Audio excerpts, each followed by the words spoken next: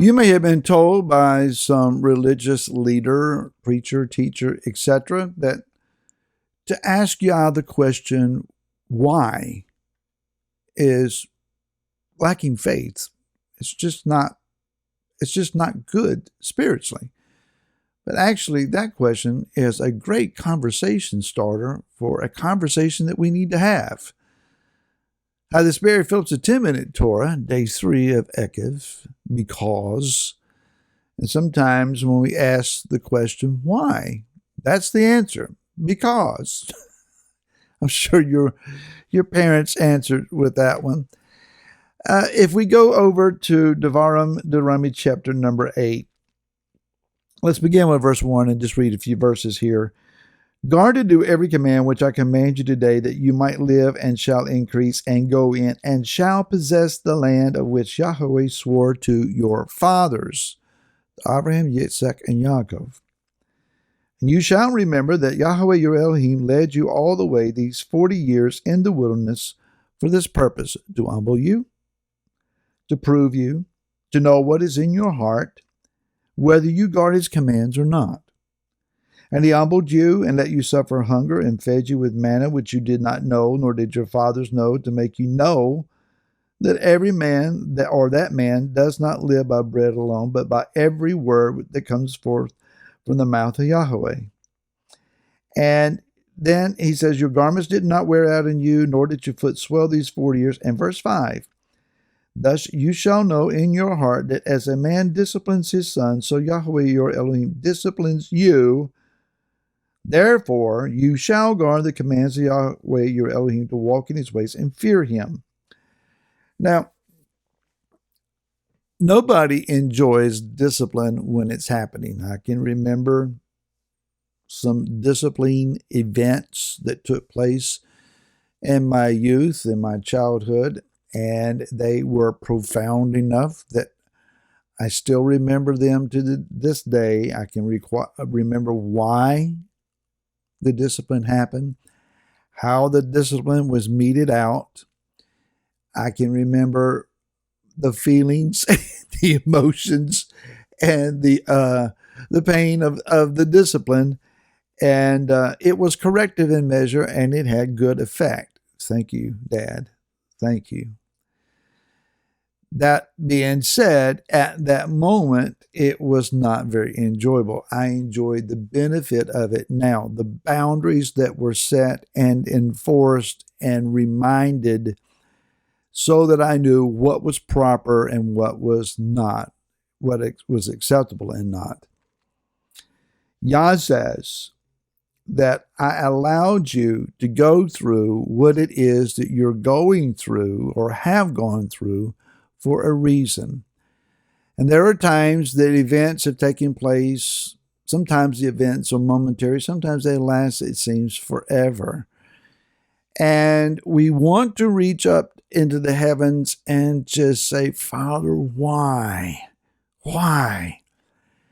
But as I said earlier, many of us have been taught, well, it's just not scriptural, spiritual, or filled with faith to ask that question. You just have to suck it up and go. But I think that Yah wants us to engage with him and ask, why, Yah? Why? I don't understand. Because we need to realize a few answers. And that is that in the midst of the trying, testing issues and periods of time, that he will also be able to reveal to us, you suffered in these areas, and it was hard in this area. And these are the things that you face. But let's look to a different angle and with a different vantage point here and understand all those moments that issue was taking place. This is where I was supporting you. And you were so focused on what was wrong, you didn't see what was right. You didn't see how I was guarding you or protecting you or supplying a need or sending people that were key in key moments to give you a key word that kept you going. You're not aware of those that were behind the scenes praying and interceding for you because they never said anything. but I was rallying prayer support for you, and messengers were ministering in areas unseen to your physical eyes. And while Hasatan may have been allowed to be used as a weapon or a tool for a season, you don't realize that what he asked for was your destruction. And I said, no. Your testing was permitted, but I held him on a leash and would not allow him to go but so far. These are things that are taking place, and we're not aware of them. And sometimes we're not going to find out about them unless we ask. You have not because you ask not. Sometimes we just need to ask and allow Yah to pull back the curtain a little bit and say, this is what you didn't see earlier. But why the testing at all? Why does Yah need to prove us at all? After all, are we not faithful? Are we not walking uprightly? Are we not reading and praying and doing all the right things? I'll leave that for you to answer. But let's also understand this, that it says that in verse 7 that Yah is bringing us into a good land, a land of streams and water, the fountain springs that flow out of the valleys that heal, and has various crops and so forth.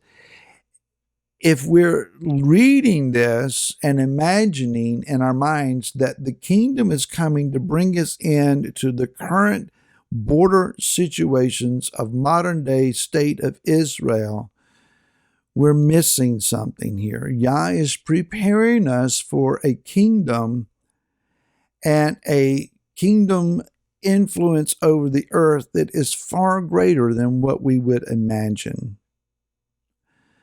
You see, the promise was made to Abraham all the way back in Bereshit or Genesis 15 from the river to the river. Those who hate Israel are calling out the river to the sea. They don't know what that means. They're just picking up on Hamas propaganda and parroting what they don't understand. But that mindset says we're going to push all the Jews into the sea. We're going to annihilate them from the land and claim the land of Israel. And Yah is saying, I got Hasatan on a leash, and that's just not going to happen. But Yah's plan is from the river to the river of Mitzrayim or Egypt, all the way to the Euphrates. And that encompasses an enormous piece of property that's going to be filled to the full. Yah has bigger plans for us than what we do for ourselves. You need to hear that. There's a plan that is much larger, much more involved, much more engaging, much more life and fruit producing than what you're currently prepared for or imagining. He's wanting to open up the bounty. He's wanting to open up your mind, your conception of what is available. And we're not just talking about cash figures and bank sums here.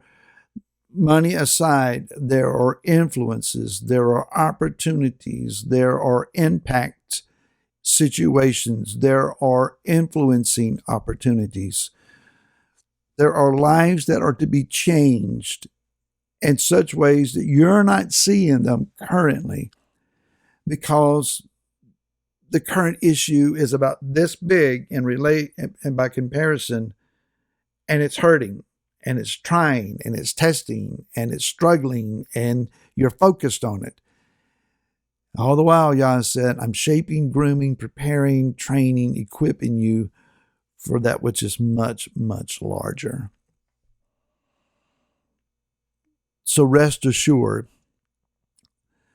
that these light and momentary afflictions are leading to a far greater glory, Rav Shaul said.